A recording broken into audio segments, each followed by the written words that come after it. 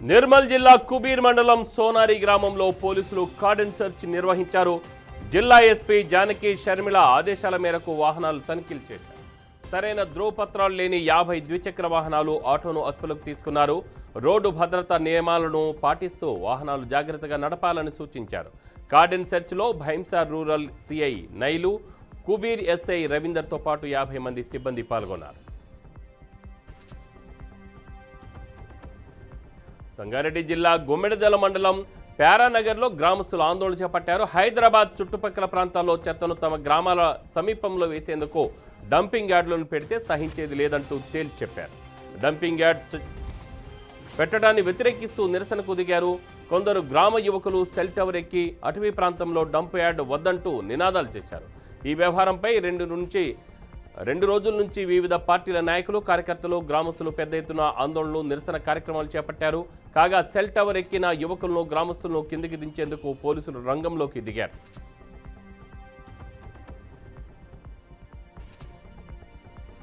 వికారాబాద్ జిల్లాలో దారుణం జరిగింది. ఆస్తి కోసం మరిదిని సుఫారీ ఇచ్చి వదిన హత్య చేయించింది. హత్యకు 50,000 రూపాయల ఒప్పందం కుదిర్చి ముగ్గురు నేరగాళ్లకు సుగుణమ్మ అడ్వాన్స్ చెల్లించింది.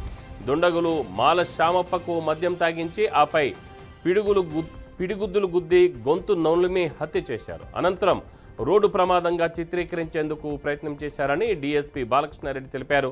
హత్య కేసును 24 గంటల్లో ఛేదించి మృతుడి వదిన సుగుణమ్మతో పాటు ముగ్గురు నిందితులను అదుపులోకి తీసుకున్నట్లు పోలీసులు వివరాలు వెల్లడించారు.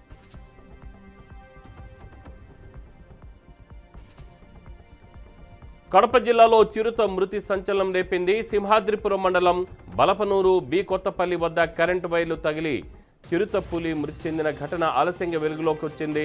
స్థానిక రైతు భరత్ కుమార్ రెడ్డి పొలంలో అమర్చిన కరెంటు తీగలు తగిలి ఈ ఘటన చోటు చేసుకున్నట్లు ఫారెస్ట్ అధికారులు గుర్తించారు. అయితే ఈ విషయం గుట్టు చప్పుడు కాకుండా లింగాల మండలం రామపురం గుట్టల్లో చిరుత కళేబరాన్ని పూడ్చినట్లు సమాచారం అందిందని తెలిపారు. ఫారెస్ట్ డిప్యూటీ రేంజ్ అధికారి శ్రీనివాసులు సిబ్బందితో కలిసి కళేబరాన్ని వెలికి తీశారు. అనంతరం రైతు భరత్ కుమార్ రెడ్డిపై కేసు నమోదు చేసి విచారణ చేపట్టారు. భద్రాద్రి కొత్తగూడెం జిల్లా ములకలపల్లి మండలం కొత్తూరు గ్రామ రెవెన్యూ అధికారులు దాడులు చేశారు. అక్రమంగా నిల్వ ఉంచిన 3 ఇసుక లారీలను గుర్తించి సీజ్ చేశారు. అనంతరం వాటిని అదుపులోకి తీసుకొని తహసీల్దార్ కార్యాలయానికి తరలించారు.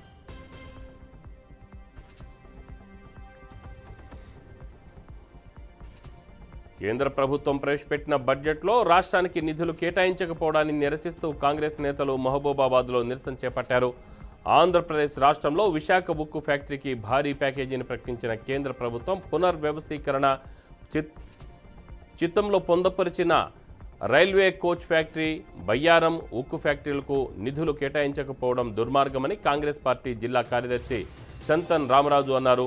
సీఎం రేవంత్ రెడ్డి పలుమార్లు ఢిల్లీకి వెళ్లి రాష్ట్రానికి నిధులు కేటాయించాలని నరేంద్ర మోదీకి ఆర్థిక శాఖ మంత్రి నిర్మలా సీతారామన్లను పలుమార్లు వినతి పత్రాలు అందజేసిన రాష్ట్రానికి నిధులు కేటాయించడంలో మొండి చేయి చూపించిందని విమర్శించారు.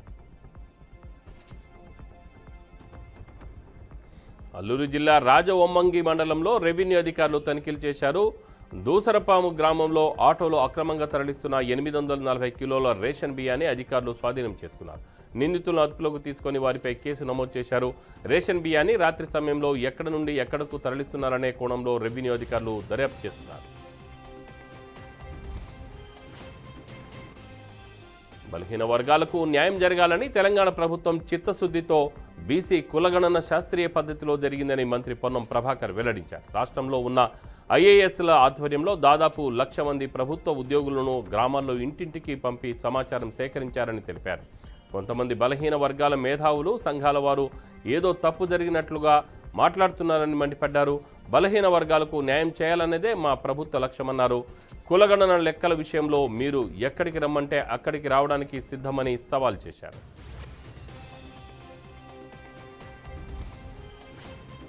ప్రభుత్వ పథకాల ఎంపికలో తన పేరు రాలేదని మనస్తాపంతో ఓ వ్యక్తి పురుగుల మందు తాగి ఆత్మహత్య చేసుకున్నాడు. దీనిపై ట్విట్టర్ వేదికగా కాంగ్రెస్ ప్రభుత్వంపై మాజీ మంత్రి బీఆర్ఎస్ నేత సంచలన వ్యాఖ్యలు చేశారు. నాగయ్యది ముమ్మాటికి కాంగ్రెస్ ప్రభుత్వం చేసిన హత్య అని, బాధిత కుటుంబాన్ని ఆదుకునేది ఎవరు అని హరీష్ రావు అన్నారు. లబ్ధిదారుల జాబితాలో తన పేరు లేదని ఆత్మహత్య చేసుకున్న నాగయ్య ఆసుపత్రిలో చికిత్స పొందుతూ ప్రాణాలు కోల్పోవడం బాధాకరమని అన్నారు.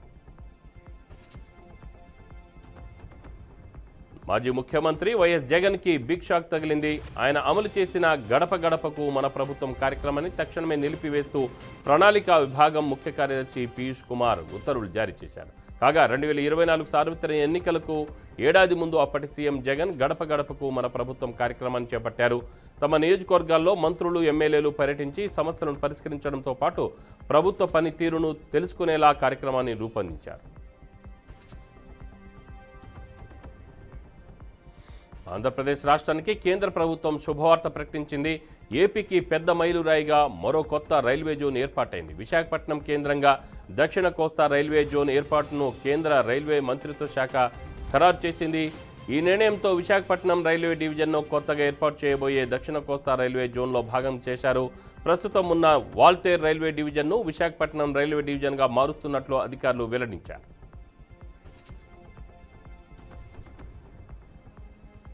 అండర్-19 మహిళల క్రికెట్ ప్రపంచ కప్లో సత్తా చాటిన తెలుగు అమ్మాయి గొంగడి త్రిష ముఖ్యమంత్రి రేవంత్ రెడ్డిని కలిశారు. జూబ్లీహిల్స్లోని ముఖ్యమంత్రి నివాసంలో మర్యాదపూర్వకంగా కలిశారు. అండర్-19 ప్రపంచ కప్లో అద్భుతంగా ఆడినందుకు అభినందించారు. భవిష్యత్తులో దేశం తరఫున మరింతగా రాణించాలని ఆకాంక్షించారు. అనంతరం క్రికెటర్ త్రిషకు ₹1 నజరానా కూడా రేవంత్ అందజేశారు.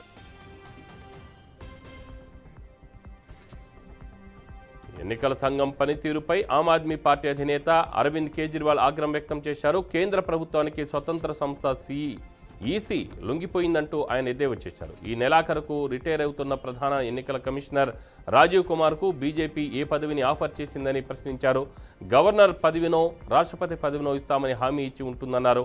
అందుకే పదవీ కాలంతో దేశ ప్రజాస్వామ్యాన్ని, భవిష్యత్తును ఆయన నాశనం చేస్తున్నారని ఆరోపించారు.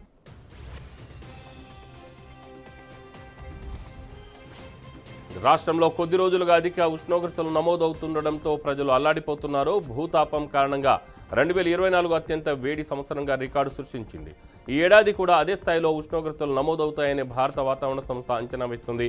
ఈసారి శీతాకాలంలో చలి తీవ్రత తగ్గిపోయింది.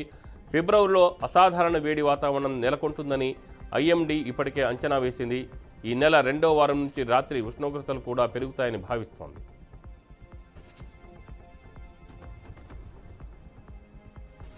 శ్రీ సత్యసాయి జిల్లా ప్రముఖ ఆధ్యాత్మిక కేంద్రం పుట్టపర్తిలో చైనీయుల నూతన సంవత్సర వేడుకలు అంగరంగ వైభవంగా జరుగుతున్నాయి.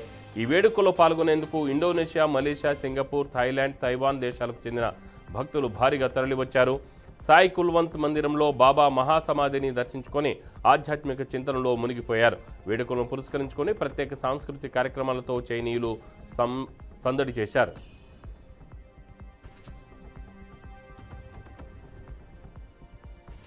రాష్ట్ర వ్యాప్తంగా గ్రామ పంచాయతీలు సమస్యలతో సతమతమవుతున్నాయి. పంచాయతీల్లో పాలక వర్గాల గడువు ముగిసి ఫిబ్రవరి 2కి ఏడాదైంది. ఎన్నికలు నిర్వహించాక కేంద్ర రాష్ట్ర ప్రభుత్వాల నుంచి నిధులు రావట్లేదు. దీంతో పల్లెల్లో పాలన పడకేసినట్లు వార్తలు వినిపిస్తున్నాయి. ముఖ్యంగా వీధి దీపాల మరమ్మతులకు కూడా నిధులు లేక ఇబ్బందులు పడుతున్నట్లు తెలుస్తుంది. పాలక వర్గాలుంటే చిన్న చిన్న పనులకు సర్పంచులే తొలుత ఖర్చు చేసి అనంతరం ప్రభుత్వం నుంచి బిల్లులు తీసుకునేవారు. ప్రస్తుతం నిర్వహణ భారమంతా కార్యదర్శులపై పడడంతో పాలన పడకేసినట్లు తెలుస్తుంది. తాజాగా ఈ సమస్యలపై బీఆర్ఎస్ వర్కింగ్ ప్రెసిడెంట్ మాజీ మంత్రి కేటీఆర్ స్పందించారు. ఈ మేరకు సోషల్ మీడియా వేదికగా పోస్ట్ చేశారు.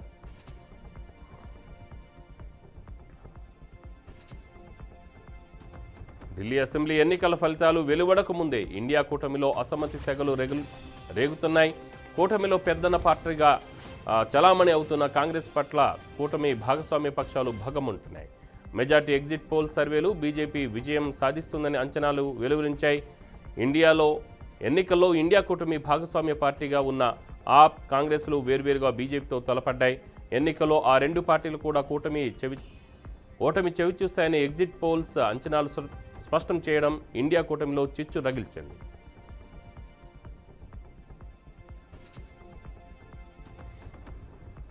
ఉత్తరప్రదేశ్ ప్రయాగ్రాజ్లో జరుగుతున్న మహాకుంభమేళాకు భక్తులు పోటెత్తారు. త్రివేణి సంగమం, హరహర మహాదేవ్ నినాదాలతో మారుమోగింది. ప్రపంచంలోనే అతిపెద్ద ఆధ్యాత్మిక కార్యక్రమంలో దాదాపు 10 లక్షల మంది నాగసాధువులు, సన్యాసులు అమృత స్నానాలు చేశారు.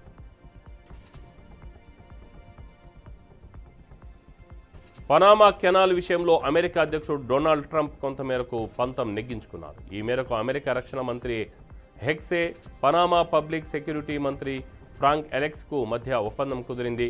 తమ యుద్ధ నౌకలు ఈ కెనాల్ నుంచి ప్రయాణించినప్పుడు ఎటువంటి ఫీజు చెల్లించాల్సిన అవసరం లేకుండా ఆ దేశం అంగీకరించిందని అమెరికా రక్షణ మంత్రి పీట్ హెగ్సేత్ వెల్లడించారు. తాజాగా కుదిరిన ఒప్పందం ప్రకారం అమెరికా ప్రభుత్వ నౌకలకు దీని నుంచి భారీ మొత్తంలో నగదు మిగులుతుందని పేర్కొన్నారు. అదే సమయంలో అక్రమ వలసదారులపై ఆ దేశం తీవ్రస్థాయిలో విరుచుకుపడుతోంది. బంగ్లాదేశ్లో మరోసారి హింసాత్మక ఘటనలు చెలరేగాయి. బంగబంధువుగా పేరొందిన షేక్ ముజిబుర్ రెహమాస్ చారిత్రక నివాసంపై దాడి జరిగింది. కొందరు నిరసనకారులు ఆయన నివాసంపై దాడి చేసి నిప్పంటించారు. అనూహ్యంగా పదవి కోల్పోయి భారత్లో ఆశ్రయం పొందుతున్న షేక్ హసీనా సామాజిక మాధ్యమం వేదికగా ప్రసంగిస్తుండగా ఈ ఘటన చోటు చేస్తుంది. ఆమె ప్రసంగంలో మహమ్మద్ యూనస్ నేతృత్వంలోని మధ్యంతర ప్రభుత్వానికి వ్యతిరేకంగా నిరసనలు చేయాలని అమాబీ లీగ్ పార్టీకి ఆమె పిలుపునిచ్చారు.